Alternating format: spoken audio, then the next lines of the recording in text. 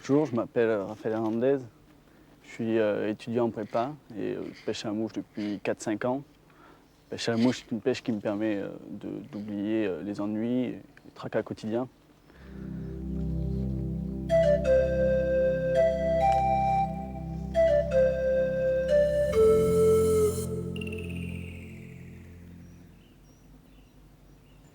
Donc, j'utilise une canne Browning en 8 pieds avec une soie 4-5.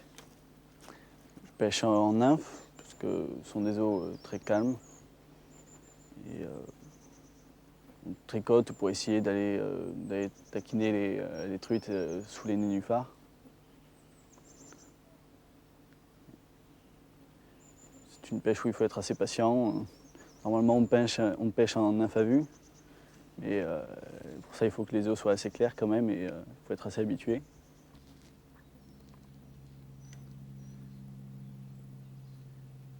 Donc là, je pêche côté des lentilles, en tricotant tout doucement et c'est l'animation qui va déclencher l'attaque de la truite.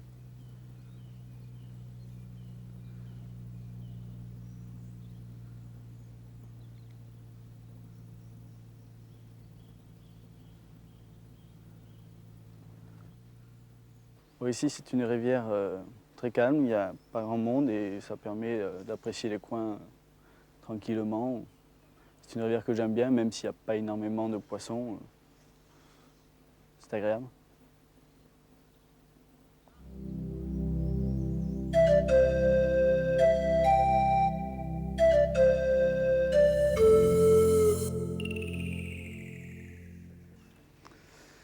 Il y a beaucoup de pêcheurs qui disent que attraper des petits poissons, c'est aussi passionnant que d'attraper des gros poissons. Mais malgré tout, moi, le plus gros poisson que j'ai attrapé, enfin que j'ai piqué, c'était un tarpon, une espèce de hareng géant qui vit dans les eaux équatoriales. Et j'ai piqué un tarpon qui devait faire aux environs de 80 kg, qui m'a ouvert l'hameçon. Et quand il s'est décroché, je me souviens, j'avais encore les jambes qui tremblaient.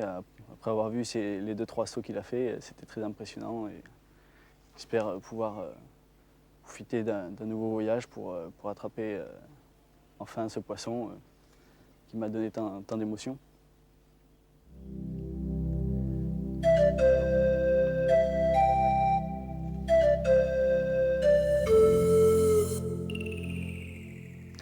Donc le conseil que je pourrais donner, c'est tout simplement, comme chacun des pêcheurs le fait, enfin devrait le faire, c'est de regarder la rivière en arrivant sur les lieux de pêche, de regarder les insectes qui tombent, quel courant on pourrait pêcher, et après à chaque fois adapter sa technique en fonction de ce qu'on a vu en arrivant, et tenir compte de tout le contexte qu'il y a autour de soi.